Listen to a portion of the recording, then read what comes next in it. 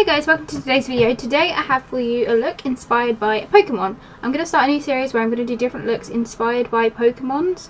I did like a Facebook status about what your favourite Pokemons was and what ones I should create a look on, and this was one of them. This Pokemon is called Rayquaza. I'm probably saying that completely wrong, but I'll show you what it looks like. Boom.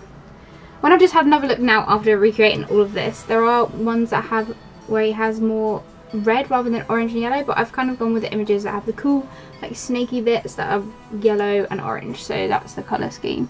Usually when I do looks I kind of do bit by bit on each eye, but this one I just literally went crazy on one eye and then I decided to not recreate on the other eye and do more of a simple look. But I can show you more how to do this eye because this is the cool one. If you want to learn how I got this Pokemon inspired look, then please keep on watching and you can learn how to do it.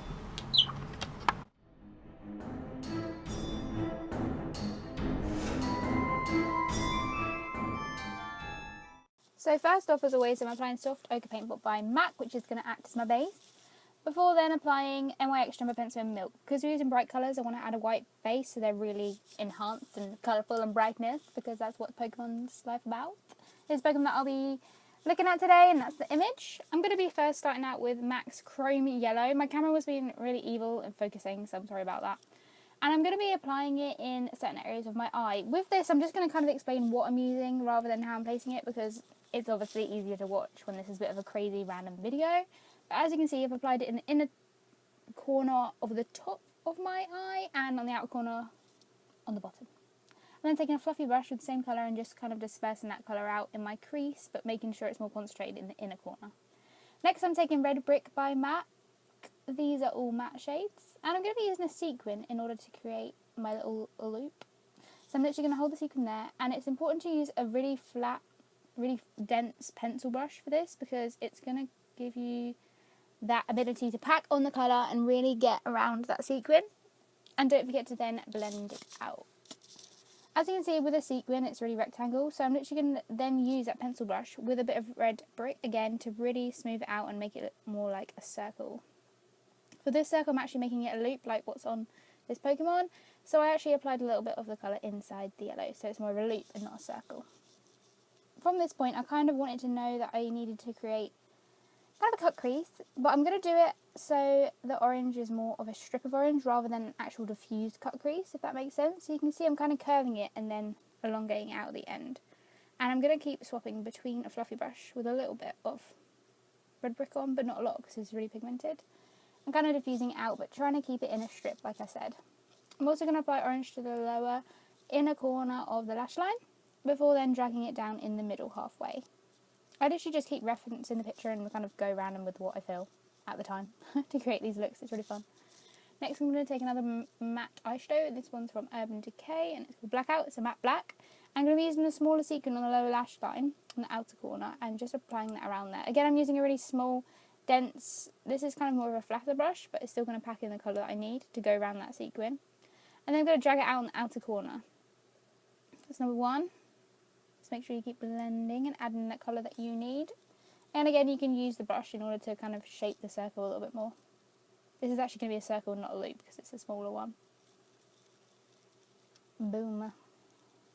Next, I'm going to take a smaller sequin and go back to that orange and apply it next to that one. Boom. Colourful. Doesn't matter if these are too messy because I'm actually going to tidy up in the circle, but obviously if you've got a rough guide, that really helps. I'm going to take a fluffy brush with some chrome yellow on, just a small amount, just to help diffuse the colour. Kind of see I make another strip with the orange eyeshadow, just kind of marking it out as I go along and touching up areas as I need to. I'm going to define that inner corner a little bit more. There you go, so you can see I'm just tidying up the circles using a little Q-tip and some makeup remover. Next, I'm going to be cutting the crease. I'm going to be using the Prolongwear Concealer by MAC, and I'm going to be using a really flat brush just so I can really sculpt it out. It's kind of curved on my lid, and then it kind of creates a strip on my outer corner, if you can kind of see that. And I made sure to keep the inner corner really straight as well. And boom, straightness. Cut creases are really in at the moment, so I don't know why, but they're coming back, and everyone's doing them. I'm going to be taking this green colour from the Urban Decay Alice in Wonderland palette and using a flat brush because this will help us keep within that cut crease shape. I'm going to be applying that into the inner corner of the blank space that I've left. because this Pokemon I believe is a dragon or whatever you want to call it, I'm kind of creating like a light to dark green on the lid. Next I'm taking Teal Pigment by MAC. Got it in a little tester pot. I'm going to be applying that on the remainder of the cut crease lid. This is kind of more of a turquoise than a green, but it feels really cool. As you can see, I got a little bit of fallout, but we'll tidy that up. I'm going to fill in that last gap in the outer corner. I'm taking the colour Plumage, which is another colour by MAC, and I'm going to be deepening up a part of the teal. I'm not going to take it all over the teal pigment, but just more in the outer corner. So then it goes from the Hatter to the teal, to then like a darker Plumage teal colour. So it's basically light to dark. I'm going to go in and define shapes on my lower lash line with the yellow. And then I kind of, in this part, I'm going to be swapping between Chrome Yellow, Red Brick, and Blackout. So just to create the shapes that I want, I'm literally just going freestyling. I literally didn't plan this look. I literally looked at the picture and went with it. So this is kind of how my brain works when I do weird makeup looks, or any makeup looks really. Actually, I have no idea how I'm going to do it, and I hope for the best. I'm going to extend that inner corner so it's kind of a strip of green again. And then I decided to create a little line up here for no reason, but it's just another panel, and he's quite a panelled character, so I decided to create those panels and strips, because why not? I'm taking my favourite liquid eyeliner, which is the Fast Stroke Collection one. I'm taking a really thin brush, and I'm going to be kind of lining above and below that yellow strip. It's kind of creating like an Arabic eyeliner in a way. And then I'm also going to line the actual cut crease about halfway with the black. I love doing little line work like this, it's so time consuming. Which is probably why I didn't create on the other eye, because it would have been fun to try and match it. When I say fun, not fun at all. You can actually see that I have these two little V shapes, and I'll explain a bit about them in a minute. But if you just ignore that for now, I'm just going to go define some other bits with black.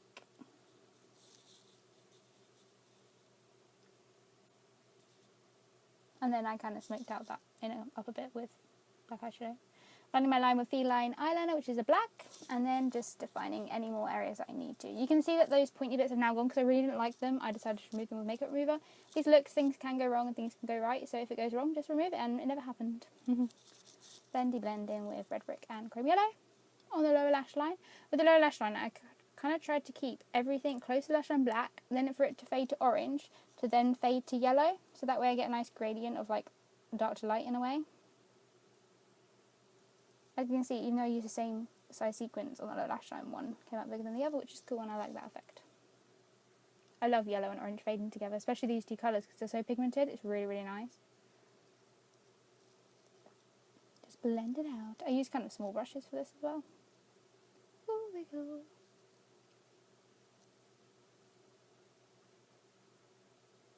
Get back in with the yellow. And now we're going to take the white face paint by Snazaroo. I always say names. I'm so bad with names. Honestly, it's so bad. And I'm going to use that really thin brush that I use for the black and just kind of highlighting and adding in lines where I want to. This Pokemon doesn't really have white in it, but I think it was a nice accent because kind of with highlights and things in any kind of drawing like that, they kind of use white to do it. So that's why I wanted to add in some white lines, and I think it was really effective. You can see that a lot of things don't go right, so you just have to go in and touch up with other colours to kind of smoothen them out. You can see that I touched up the green, I touched up the orange to kind of sharpen up the lines. It's all about creating yourself and just kind of going with it. Don't be scared, especially with looks like this or even creating eyeliner. I just say to go with it and show it no fear and then hope for the best. And it usually turns out completely fine. For me anyway.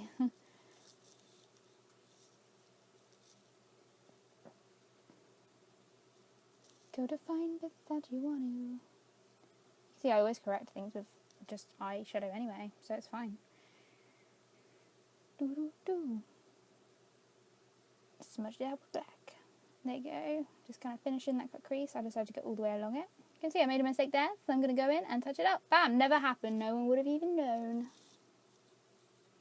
Added some lashes, and I'll just show you a little bit on the other eye. I literally placed colours randomly, and then I added in some black and white lines, and it turned out like this.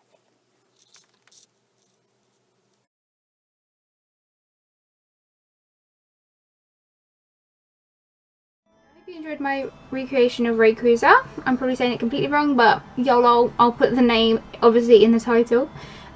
Please like and subscribe if you haven't already, and I look forward to creating more Pokemon looks. I don't know how many I'm going to do, maybe until I get bored. There's so many, obviously everyone knows that, but they're very colourful. I kind of want to pick more cool ones rather than like really like basic ones, but I would say Pikachu is quite a basic one, but I'm going to obviously create that one because it's like the most popular one. Bye guys, see you in the next video.